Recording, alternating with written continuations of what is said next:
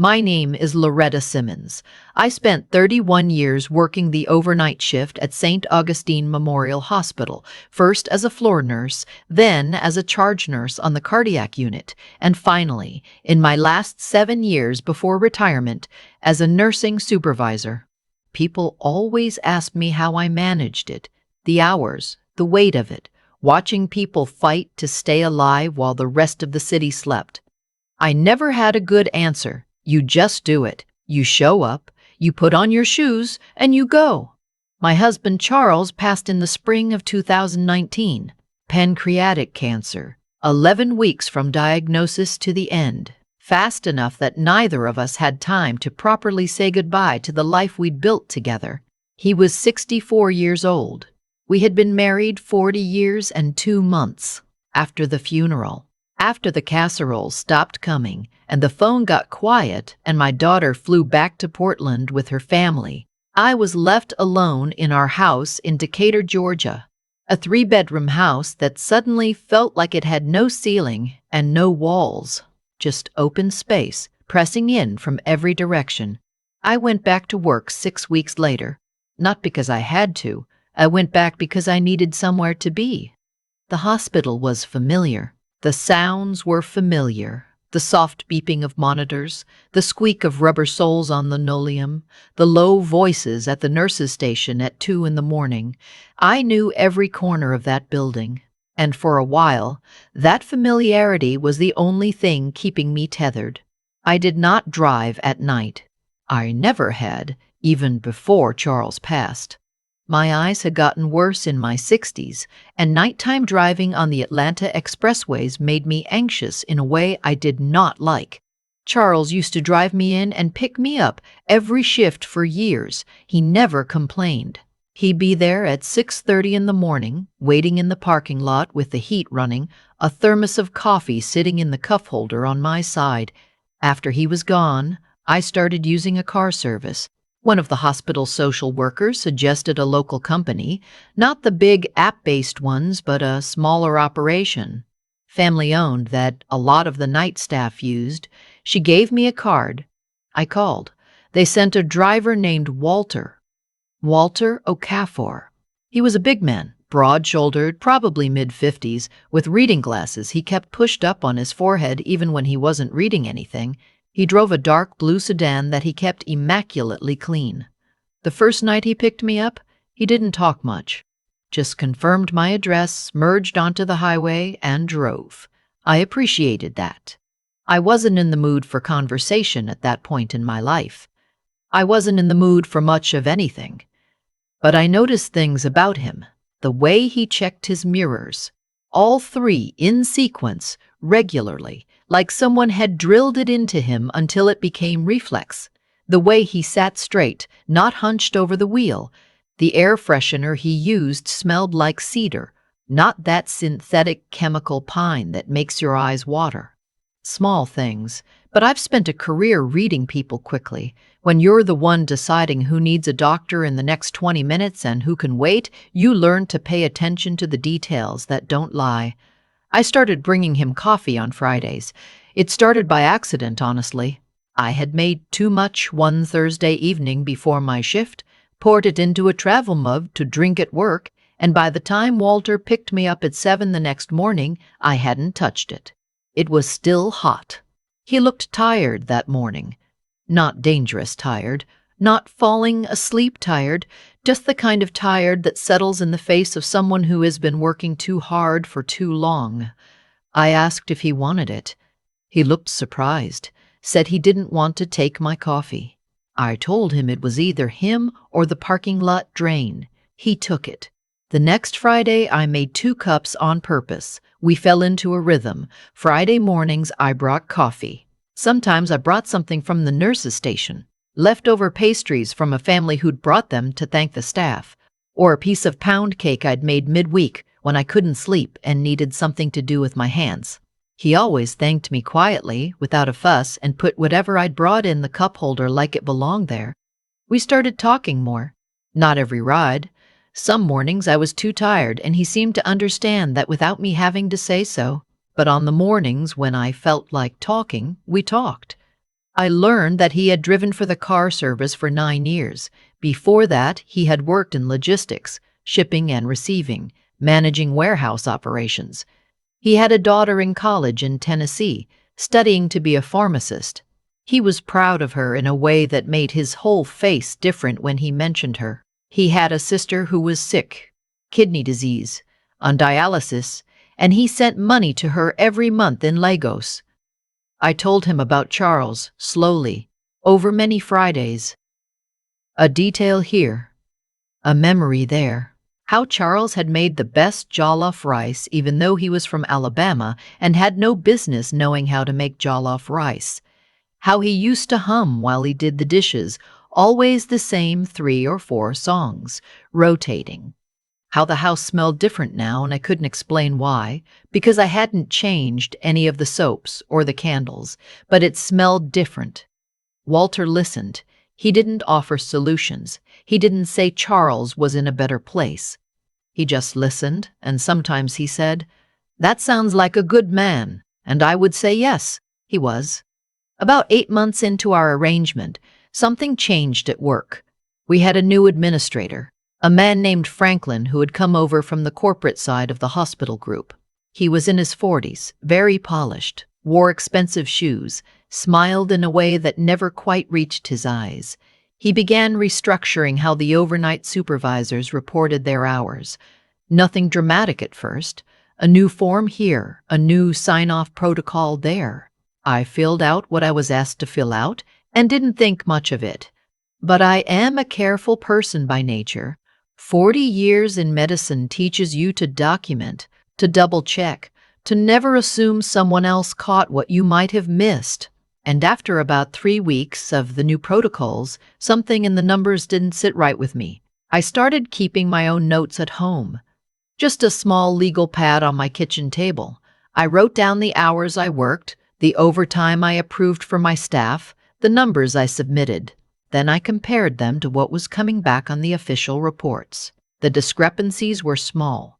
Small enough that you might tell yourself you were misremembering, that the system was just recalibrating, that you should let it go. I did not let it go. I'm not going to tell you I was certain. I wasn't. I'm not an accountant.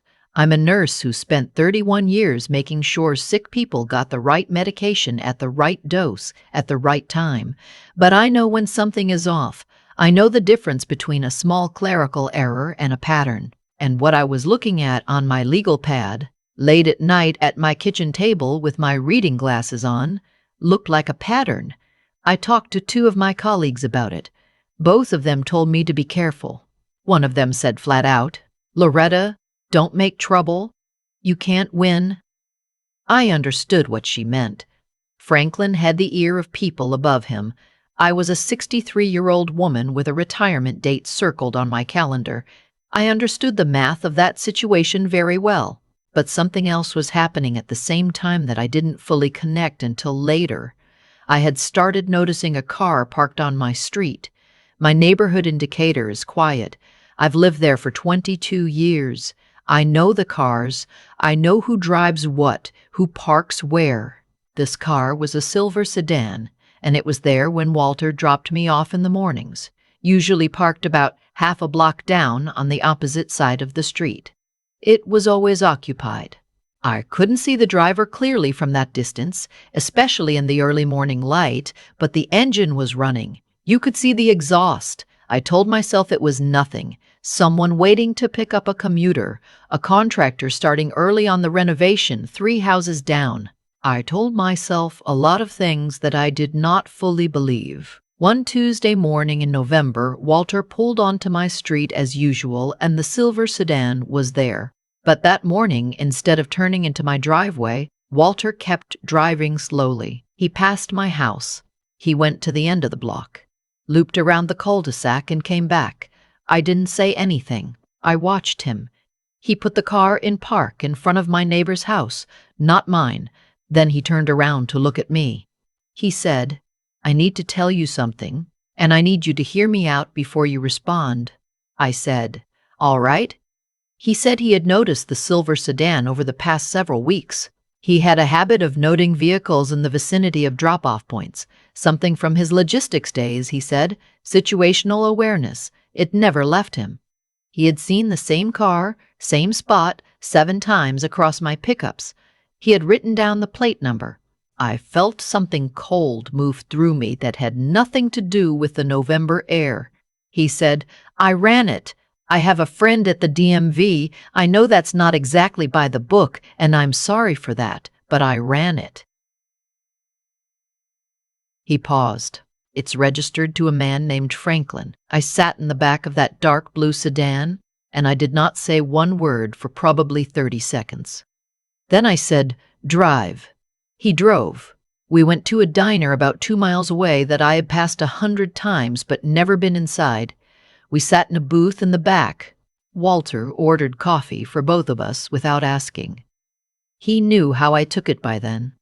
And I sat across from him and thought about the legal pad on my kitchen table and the discrepancies in the overtime reports and the pattern that I had almost convinced myself I was imagining. I wasn't imagining it, Franklin. It turned out, and this came together not all at once but over the following weeks through a conversation I had with the hospital's compliance officer and a formal internal review that I requested in writing, which I have since learned is the only way to request anything you actually want taken seriously. Franklin had been systematically skimming from the overnight staffing budget. The way he did it was specific and somewhat clever. He would make small adjustments to overtime hours submitted by supervisors, routing the difference into a separate account that was ostensibly for operational contingency. It was the kind of thing that required access and patience and confidence that the people affected wouldn't look too closely. He had been watching me because I had started looking too closely. Somebody in that building had tipped him off that I was asking questions, and he had decided to find out what I knew and how far I'd taken it. What he didn't anticipate was Walter. The internal review took 4 months. There were lawyers involved and human resources, and eventually the hospital group's corporate compliance team flew in from Dallas. I was interviewed 3 times. I provided my legal pad, my notes, everything I had written down at my kitchen table at 2 in the morning because I couldn't sleep and something in my gut would not leave me alone. Franklin was terminated. There was a settlement. I'm not able to say more about the specifics of that, but I will say that every nurse on my overnight floor who had been shorted received what they were owed. I retired 8 months later, as planned. My last shift was a Friday. Walter picked me up at 7:15 that morning. I had brought coffee, as always, and I had also brought a card that my daughter had helped me pick out. Not a funny one, not one of those generic ones, just a simple card with a good envelope. And inside I had written everything I wanted to say, which was harder to write than I expected and took me 3 drafts. He read it in the car before he started driving. He took his reading glasses down from his forehead. He read it. He folded it carefully and put it in the inside pocket of his jacket. He said, "Thank you for trusting me." I said, "Thank you for paying attention." We drove to my house. He carried my things to the door, which he had never done before and which I did not object to. Before he left, he told me his daughter had passed her pharmacy boards, first try. I told him that did not surprise me one bit. He smiled. The real version, the one that took over his whole face, and he walked back to his car. I stood at my front door and watched him drive away. I want to say something about kindness, because people always frame it as this selfless, saintly thing, and I don't think that's quite right. I brought Walter coffee on Friday mornings because I had too much, and then because I liked having someone to share it with, and then because it had become part of how I moved through a hard season of my life. I wasn't calculating. I wasn't thinking about what I might get back. I was just a woman who had lost her husband and gone back to work and needed a few ordinary moments of human warmth to hold on to. But here is what I have come to understand. At 64 years old, sitting in my house in Decatur that smells different than it used to, but that I have made my peace with, the things you do quietly, without an audience, without expectation, Those are the things that accumulate into something. They build a kind of invisible record, and sometimes when you need it most, that record speaks for you. Walter paid attention because he is the kind of man who pays attention. That is who he was before I ever handed him a cup of coffee. I didn't create that in him, but maybe, and I think about this sometimes, maybe those Friday mornings gave him a reason to act on it. Maybe it's easier to go out of your way for someone you shared a few quiet mornings with than for a stranger. I don't know. I'm a nurse, not a philosopher. What I know is this. I kept my notes. I asked my questions. I did not let it go, even when I was afraid of what letting it go would have cost the people who worked for me. And a man who drove a clean car and kept his mirrors checked and listened without offering solutions was paying attention on a street indicator at 6:30 in the morning. Some people call that luck. Some people call that luck. Some people call it God. I call it the compound interest of small, honest moments. You put them in, you don't always know when or how, but sometimes they come back. Keep your records, ask your questions, and for goodness sake, be decent to the person driving you home. You have no idea what they notice. I have thought about this a lot in the months since I retired, not obsessively, not in a way that keeps me up at night, but in the quiet way you think about things when you finally have time to sit still and let your mind go where it needs to go. What happened to me did not happen because I am special. It happened because of a sequence of choices, mine and Walter's, that accumulated quietly over 8 months of ordinary Friday mornings. I chose to bring coffee because I had too much and didn't want to waste it. That's the honest truth.